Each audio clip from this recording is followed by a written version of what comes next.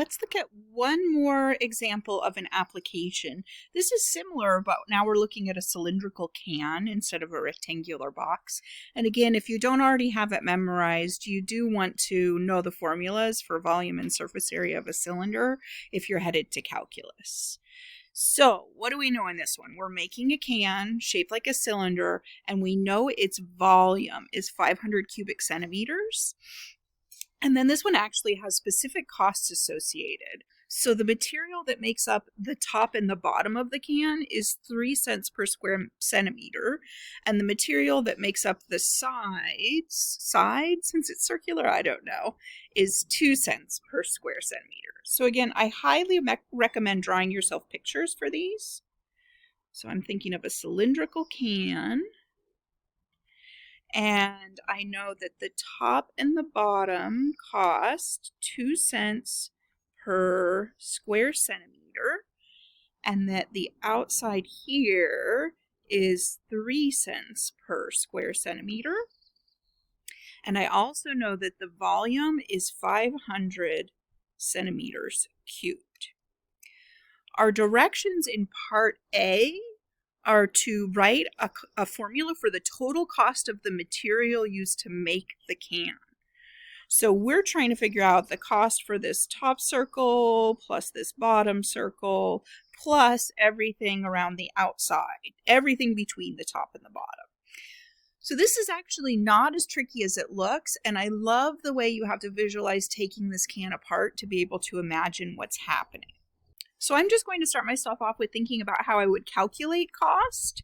In order to calculate the cost, I would need to take this 2 cents per square centimeter, and just thinking units, dollars per square centimeter is how I have it written there. In order to get a cost, I need to multiply that by square centimeters, and square centimeters is an area. So I need the area of the top and the bottom of the can, which means I need the area of 2 circles. So the 2 is for the fact that there's a top and a bottom. The area of a circle is a pi r squared. I then need to get the outsides. So I'm going to take my 3 cents per square centimeter. And this is where it gets interesting. You have to visualize this correctly. What you want to think about is remove the top and bottom. We've already dealt with that. If I take what's left, this outside of a cylinder, and I slice vertically, I can unroll that, and what I've got is a rectangle. And the height of the rectangle is going to be the same as the height of the cylinder. And then this is maybe slightly tricky, but I think once you see it, it makes pretty good sense. The length of this can is the circumference of the circle. It has to wrap around the outside of the circle. Circumference of a circle is a 2 pi r. So the area of the outside of the can is 2 pi r times h. So over here in my formula, I have a 2 pi r h. So I'm feeling pretty great about this. This one is a little bit tricky. So just to get there is fantastic. Here's the problem. I have too many variables. I have my cost variable, I have a variable for the radius, and I have a variable for the height. I'm told that I want this to be a function of the radius of the can. So let's go ahead and focus on how do I eliminate h. And always when you need to eliminate a variable, this needs to come from some piece of information that makes it impossible for you to choose any combination of r and h that you want. So why can't I just choose that r equals 2 and h equals 10? And the answer to that is because we have a specified volume. And if I'm not careful, I will not have a volume of 500 cubic centimeters. If you can spot that that's the restriction, that's the thing that's going to allow you to eliminate a variable. So we're going to make a little sub-equation here for volume. The volume of a cylinder is the area of the base times the height. So the area of the base is a pi r squared times the height h. Again, we have a lot of pi's and r's and h's and squares floating around, so don't get confused, but you will, if you don't already, definitely want to know those volume and area formulas. Okay, so what we know is that the volume part, here I'll write it over here I guess, should equal 500. If we're hoping to eliminate an h, we need to solve for h. So if we take this equation we just wrote and divide both sides by a pi r squared, we will have something that we can substitute in to eliminate h from our original equation. So we end up with a cost function. I'm going to clean it up a little. 0.02 times 2 is 0.04 pi r squared. And then 0.03 times 2 is 0.06 pi r. And then I'm replacing the h with a 500 over pi r squared. Okay, so this is pretty glorious already if you ask me, but I can even clean it up a little more. I can cancel a pi out of this, and I can cancel one r out of it.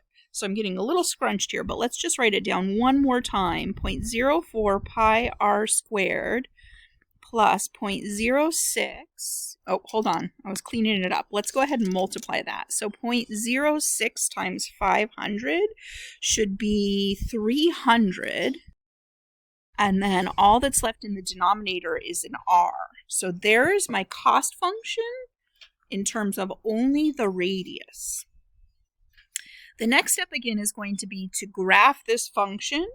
And I want you to do the same sort of thing. See if you can kind of think through a little bit of what it should look like based on our knowledge. And then it's fine with me if you want to go for some technology. But our goal here would be to be able to say, what exactly should this thing look like so that we know if what we're getting is making sense? And what I would say is that what I can see really easily here is the global behavior. This is already written in that form I usually only get via long division. So I would expect the global behavior of this thing to match this 0.04 pi r squared, because I know that when x is really big, that fraction will get very, very close to 0. So 0.04 pi r squared, that's a parabola that goes through the origin and just has some vertical stretch compression. I would say compression applied to it. It's just being multiplied by 0.04 pi. So that's going to be my global behavior. I am really only mostly worrying about quadrant 1. Let's see, we could make it a single fraction just because I'm curious. We'd have to multiply by r, pi r cubed plus 300, and that's all over r. So we could do that. What does that tell me? That tells me that there's a vertical asymptote right at 0. And I think that it's fair to say that it will have an x-intercept, but it'll be negative. I'm just thinking if I take this 0.04 pi r cubed plus 300 equals 0, that means that the 0.04 pi r cubed has to equal negative 300. And if you divide and cube root, you're getting a negative number. So I'm suspecting, and I would love for you to just do this as like a thought experiment, I'm suspecting that it's going to look something like this in quadrant 1. But absolutely okay to also go and check this in Desmos. So here it is in Desmos. It looks like I just have the window set from a previous example, so maybe not quite perfect, but I am already seeing it. And if I just kind of start to zoom, you can see that bottom stuff that I'm not really super interested in, but I think I actually have a pretty good rough sketch over there. So that's what we want to get, is we want all of you to start to get to the point where you have some pretty good intuition about what your graphs will look like. I believe we're going to be interested in this minimum, so let's just look at that. It's about 10.61, 42.42. So going back over 10.61, 42.42. Okay. Sketch over a reasonable domain and find the minimum cost using technology. Okay, so remember the first coordinate here is an r value, so it's saying we should have a radius of 10.61 centimeters, and the second coordinate is a c value, so that minimum cost is $42.42 is the min cost. And this can ask you for all sorts of questions. That's an expensive can. Who knows what I made up here? I guess 500 cubic centimeters is fairly large, but still seems expensive.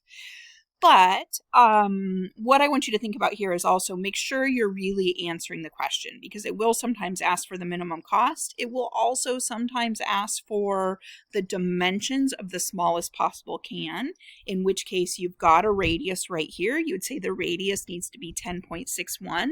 But to give dimensions, you will have to go back and calculate height. And remember that along the way, you built a formula that you can easily plug a radius into to get a height. So always reread these at the end and make sure you're giving the correct answer. You can do beautiful work, but just give the wrong thing for an answer.